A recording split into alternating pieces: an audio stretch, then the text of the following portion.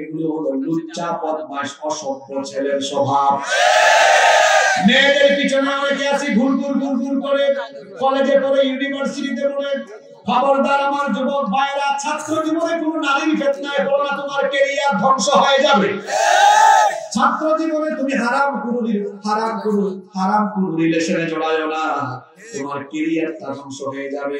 তুমি কেন মেয়েদের পিছনে ঘুরঘুর করবা? এই বয়স হলো তোমার পড়াশোনার বয়স, গবেষণার বয়স। এই বয়সে পড়ার টেবিলে মনোযোগী হও, গবেষণায় মনোযোগী হও। আজান হলে নামাজে চলে যাও। যদি তোমার পড়াশোনায় গবেষণায় মনোযোগ থাকে, ক্যারিয়ার সুন্দর হবে। আজান হলে যদি নামাজ যেতে পারো, চরিত্র ভালো হবে। ক্যারিয়ার সুন্দর আর চরিত্র যদি ভালো হয়, কোন মেয়ের পিছনে তুমি ঘুরঘুর করা লাগবে না। এই খুলনার সুন্দরী মেয়ের বাপ তোমার পিছনে ঘুরঘুর করবে। আমি একটা মিসকিন ব্যাচেলর যুবক ছেলেরা, মিসকিন বলেছি রাগ করো না, মানে ব্যাচেলর তো এখনো একাকী আছো, নিঃসঙ্গ। তুমি এই বয়সে মেয়ের পিছনে ঘুরঘুর করো না। নিজের যোগ্যতাকে এমন জায়গায় নিয়ে যাও যাতে হাজার হাজার সুন্দরী মেয়ের বাপ তার মেয়ে বিয়ে দেওয়ার জন্য তোমার পিছনে ঘুরঘুর আরম্ভ করে। যুবকরা সিদ্ধান্ত নাও, অসভ্য ছেলেদের মতো মেয়েদের পিছনে ঘুরঘুর করবা নাকি মেয়েদের বাপকে ঘুরাবা? ঘুরবা না ঘুরাবা? যুবকরা কথা বলো, ঘুরবা না ঘুরাবা? তাহলে ইসলামে ছেড়ে দাও। মুসা নবী বললেন, আমার পিছনে যাও, আমি সামনে আছি, বাড়ি কোন দিকে বলে দাও, চলো আমার সাথে। বাড়িতে চলে গেলেন। শুনতেছেন আপনারা? সংক্ষেপে বলছি, 8-10 মিনিট মনোযোগ থাকবে তো আপনাদের? আচ্ছা। শুআয়ব আলাইহিস সালাম মুসা নবীকে রিসিভ করলেন, জিজ্ঞেস করলেন পরিচয়। তিনি গোটা পরিচয় দিলেন, কিভাবে মাদিয়ানে আসলেন সেটাও শোনালেন। তিনি তখন বললেন, আরে তাহলে তুই এলাকায় তোমার পরিচিত কেউ নাই, তুমি এখানে কিভাবে থাকবে? মেয়েরা তখন বলল, আব্বাজান আমাদের ঘরেও তো কোনো পুরুষ মানুষ নাই। একজন পুরুষ মানুষ যদি কর্মচারী হিসাবে থাকে তাহলে তো আমাদের জন্য ভালোই হয়। আমরা মেয়ে মানুষ হয়ে বাহিরে আর যাওয়া লাগলো না। দেখেন ইমানদার নারীরা, নেককার নারীরা ঠেকায় বললে বাহিরে যায়, নইলে তারা বাহিরে যায় না। কারণ আল্লাহ তাআলা নারীদেরকে চাকরানী বানান নাই, আল্লাহ তাআলা নারীদেরকে বানিয়েছেন রাজরানী। কথা বুঝেন নাই?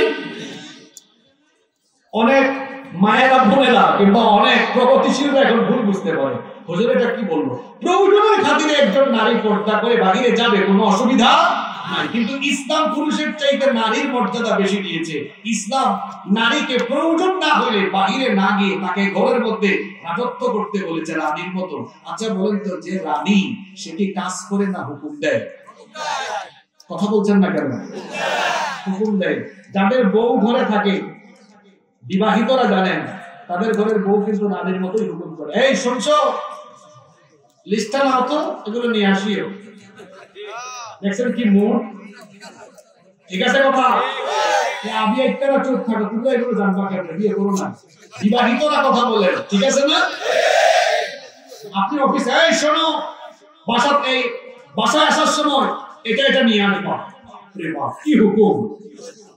ঠিক আছে কিনা? ইসলাম নারীকে বানিয়েছে রাজরানী।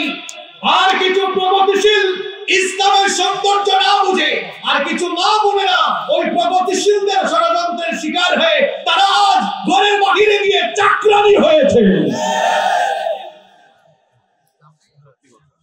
আপনি ঘরের মধ্যে থাকলে রাজত্ব করতে পারবেন, আপনার ছেলে মেয়েদেরকে আপনি দেখাশোনা করছেন, হাজবেন্ডকেও পরিচালনা করছেন, এটা করো, ওইটা আনো, ওইটা করো। এখন অনেকে বলবে, কেন মহিলারা বুঝি ঘরের মধ্যে কাজ কাম করে না?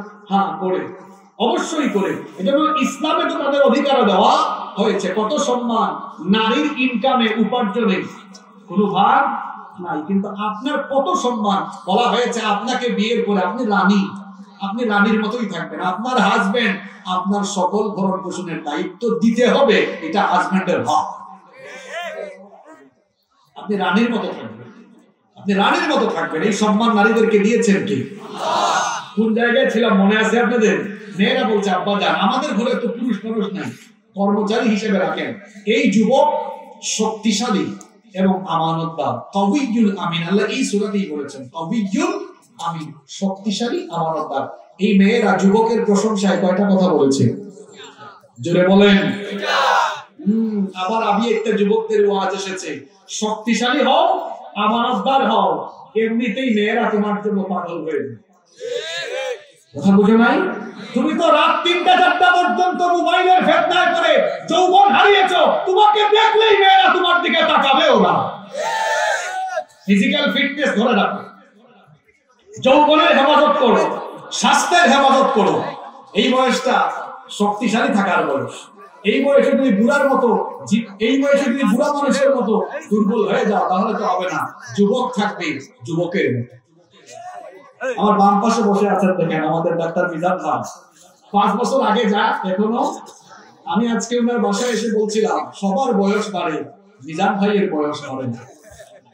এটা আপনারা যারা মিজান ভাইকে কাছ থেকে চিনেন তারা দেখেছেন, তিনি হয়তো সবকিছু খাদ্যাভ্যাস, ঘুমের অভ্যাস সবকিছু হয়তো মেনটেন করে চলেন। আমি আস্তে আস্তে হেসে হেসে বলছিলাম বাংলাদেশের মানুষের উচিত জাহাঙ্গীর কবিরকে বাদ দিয়ে আপনাকে অনুসরণ করা, কারণ আপনাকে এত বছর ধরে দেখা যাচ্ছে ওই আগে যা এখনো আলহামদুলিল্লাহ পড়বেন না। আল্লাহ তাআলা মিজান ভাইকে শারীরিক সুস্থতা দিয়ে আল্লাহ তাআলা তাকে তার ইবাদত গুজার, শুকর গুজার বান্দায় পরিণত করেন, বলেন আমিন।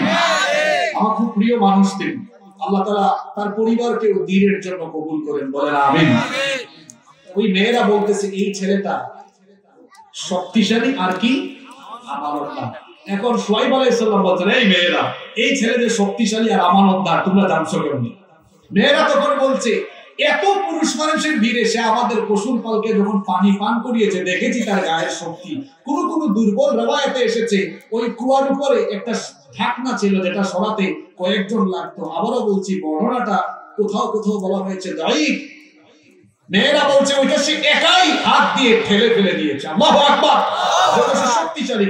আর আমানতদার বলেছে এই অর্থে আব্বাজান যখন আনতে গিয়েছিলাম বলে তোমরা পিছনে থাকো, তোমরা সামনে গেলে ফিতনা হবে।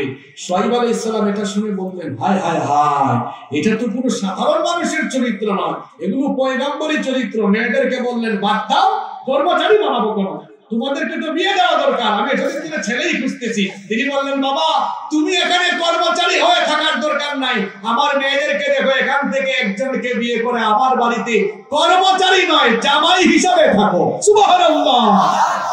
এখন আসেন, বলছিলাম না আজকে বুড়া মানুষের ওয়াজও আছে, এবার আব্বা আম্মাদের ওয়াজ আসছে। এই যে শুআয়ব আলাইহিস সালাম তার মেয়ে বিয়ে দেওয়ার জন্য প্রস্তাব দিলেন, দেখেন মেয়ের পক্ষ থেকে প্রস্তাব গেল, টাকা দেখে, পয়সা দেখে, ক্ষমতা দেখে না চরিত্র দেখে? বলতে হবে কি দেখে? বাবা জানরা রাগ করেন না, আপনারা মেয়ে বিয়ে দেওয়ার সময় কি দেখেন? আগেই প্রশ্ন করে বসেন বিসিএস ক্যাডার, আগেই বলে সরকারি চাকরি করে। সরকারি চাকরি যারা করেন রাগ করিয়েন না, সরকারি চাকরিটা অনেক সম্মানজনক একটা পেশা। সরকারি চাকরি করেন এমন বহু সৎ মানুষ আছে, আমি অনেককে চিনি, অনেক আল্লাহওয়ালা পরহেজগার মানুষ। কিন্তু আমাদের দেশের মানুষের একটা কিছু কিছু মানুষের ধারণা আছে সরকারি চাকরিজীবী হইলে অনেক কিছু করে ফেলতে পারবে। হাতে গোনা কয়েকজন মানুষ কিছু কিছু করেও ফেলে। দেখা যায় চাকরিতে ঢুকছে 4 বছর 5 বছর হয়েছে, এর মধ্যে বেতন পায় 60, 70, 80 হাজার টাকা, কিন্তু দেখা যায় শহরে বাড়ি করে ফেলেছে, গাড়ি করে ফেলেছে। আপনি খোঁজ নিয়ে দেখেন এগুলো সব আলগা পয়সা। আলগা পয়সা বুঝেন আপনারা? হ্যাঁ, দুর্নীতি করেছে, ঘুষ খেয়েছে, লুটপাট করেছে, এরকম করে এগুলো করেছে। চাকরি করে, সততার সাথে চাকরি করে কোটিপতি হওয়া এটা বড় কঠিন ব্যাপার। মেয়ে বিয়ে দেওয়ার সময় চাকরিজীবী দেখেন অসুবিধা নাই, কিন্তু দেখেন সততার সাথে আছেন কিনা। আর শুধু চাকরিকে প্রায়োরিটি দিবেন কেন? বাংলাদেশে কি চাকরির এত পোস্ট আছে? নাই তো। আপনি তাকে বলেন বাবা তুমি 5 ওয়াক্ত নামাজ আদায় করো কিনা, তোমার মুখে দাঁড়িয়ে আছে কিনা, তুমি যে টাকা পয়সা ইনকাম করো সৎভাবে উপার্জন করো কি করো না। তার সততা দেখেন, আমানতদারিতা দেখেন, তার চরিত্র দেখেন। যদি আপনি চরিত্রহীন কোন ছেলে, তার বাড়ি যদি 5 তলা হয়, টাইলস ওয়ালা বাড়ি হয়, চরিত্রহীন ছেলে 5 তলা বাড়িও যদি হয়, ওই ছেলের কাছে আপনার মেয়ে বিয়ে দিলে ওই মেয়ের কপাল পুড়ে ছাই হয়ে যাবে। আর সৎ ছেলে, ভালো ছেলে, দিনদার ছেলে, টিনের বাড়িও যদি হয়, তাহলে ওই ঘরে আপনার মেয়ে আজীবন সুখে শান্তিতে বসবাস করবে, ঠিক কি না? এজন্য বিয়ের সময় কি দেখতে হবে? চরিত্র কি দেখতে হবে। বিয়ে দিলেন, বিয়ে দিবেন, মুসা নবী বলছেন আমি যে আপনার মেয়েকে বিয়ে করবো মহারণা দেওয়ার মতো কিছু নাই। আসেন আরেকটা শিক্ষা পাবো। তিনি বলছেন কি নাই? মহারণা নাই। তিনি বললেন অসুবিধা কি, মহারণা নাই, আমি সহজ করে দিচ্ছি। দেখেন শ্বশুর জামাইকে সহজ করে দিচ্ছেন, বলছেন ঠিক আছে তুমি আমার বাড়িতে 8 বছর থাকো, আর যদি ভালো মনে করো আরো 2 বছর বাড়িয়ে থাকো, আমার সবকিছু দেখাশোনা করো। এই যে আমার বাড়িতে 8 বা 10 বছর থাকবা, এটাই হচ্ছে বিবাহের মহারণা। সুবহানাল্লাহ। মহারণা সহজ করে দিলেন না কঠিন করে দিলেন? আমরা কি করি? আমরা 10 লক্ষ 20 লক্ষ নির্ধারণ করে দিই। একটা ছেলে সবেমাত্র পড়াশোনা শেষ করেছে কিংবা মাত্র বিজনেস আরম্ভ করেছে, সে কি এত টাকা দেওয়ার সামর্থ্য রাখে? রাখে না। এজন্য বিবাহকে সহজ করে দিতে হবে, মহারণাকে সহজ করে দেওয়ার মাধ্যমে। আর যুবক ছেলেদেরকে বলছি এবং বাবাদেরকে বলছি, ছেলে মেয়েদেরকে কম বয়সে বিয়ে দিতে হবে। একটা ছেলের বয়স যখন 40-45 হবে তখন তার যেন নাতি নাতনি থাকে। কথা বুঝতেছেন আমার? আরে 40-45 বছর বয়সে যদি নাতি নাতনি থাকে, এটাকে বলে জীবন। জীবনকে জীবনের মতো উপভোগ করতে হয়। 30 বছরে 35 বছরে যদি বিয়ে করে, তো তার চুলদারি যখন সাদা হবে তখন তার ছেলেমেয়েরা মাত্র বড় হয়ে উঠতেছে, চিন্তা থাকবে কবে বিয়ে দিব, কিভাবে কি করবো, মানে আমাকে দেখাশোনা করতে পারবো কিনা, কত চিন্তা থাকে। বিয়েটা যদি একটু কম বয়সে করেন, 20-21 বছর 22 বছরে বিয়ে করে ফেলেন, 42-43-45 বছর বয়সে বাপ বেটা একসাথে দাঁড়ালে দেখা যাবে বাপ ছেলে দেখতে প্রায় সেম লাগে, মা মেয়ে দাঁড়ালেও সেম লাগে।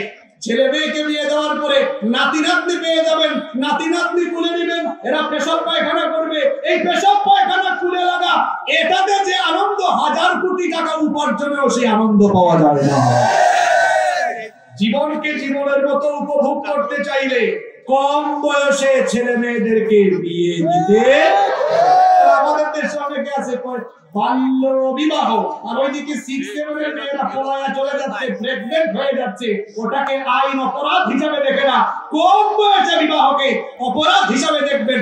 কম বয়সে বিবাহ এটা বৈধ প্রক্রিয়া, এখানে অবৈধ কিছুই নাই, ঠিক কি না? বিবাহকে সহজ করে দিতে হবে। কি রে আমি একটা খোলাবেন না, তোমরা খুশি হইছো তো? দেখছেন আমার দেশের ছেলেরা জিনা করতে চায় না, তারা বিয়ে করতে চায়। আলহামদুলিল্লাহ পড়েন। এজন্য বাবা মাদেরকে সিদ্ধান্ত নিতে হবে, ছেলে মেয়েদের বিয়ে শাদীকে সহজ করে দিতে হবে, মহারণা সহজ করে দিতে হবে, তাহলে আবার সমাজে জিনা বন্ধ হয়ে যাবে ইনশাআল্লাহ। ঘটনা কিন্তু শেষ না, 5-6 মিনিট মনোযোগ থাকবে তো? মনোযোগ থাকবে তো? ওখানে বউকা সিলেটি মাতলে আপনার খুলতা বুঝতাম না, উনি উঠে এসে বলতেছে হুজুরকে বলেন একটু সিলেটি যেন বলবো, তাই সিলেটি মাতলে কি করবো বুঝবা? আমরা সিলেট একবার বলবো কাউকে আজকুনি মুভি আরে বান্দা বলতো সিলেট নিয়া, হ্যাঁ সিলেটি সাথ ভাইয়া আর সিলেটি মা ঠিকাইয়া তার ভাগে সিলেট থেকে ও টাইম গুড ভাইবা যে সিলেটি মা ঠিকা ইনাকে আমাইলা করেছে ইটা কি টাকা। যাই হোক, আমি কিন্তু হেসে হেসে না ইচ্ছা পূরণ করে দিয়েছি। আমি কিন্তু আপনাকে ঠাট্টা করে আপনার সব পূরণ করে দিয়েছি। আপনি চাইছেন না উঠে মিজান ভাইকে বলতেন আমি না না ইনস্ট্যান্ট সাথে সাথে ইচ্ছা করো। আমরা সকল খুলনা বসে। আচ্ছা আমাকে ঘটনাটা শেষ করতে দিলাম, সবাই মনোযোগ আছে তো? বিয়ে হয়ে গেছে, সুবহানাল্লাহ পড়ো। মুসা নবী 10 বছর থাকলেন, 10 বছর থেকে বিদায় হচ্ছেন। এবার শ্বশুর খুশি হয়ে সাথে এক পাল পশু উপহার দিয়েছে, সুবহানাল্লাহ। তিনি চলে আসলেন মিশরে। এসে আসার সময় মাঝপথে আমি লম্বা ঘটনা সংক্ষেপে বলছি, ওই দূর পাহাড়ে আল্লাহ তাআলা তাকে নবুয়ত দিয়েছেন আর বলেছেন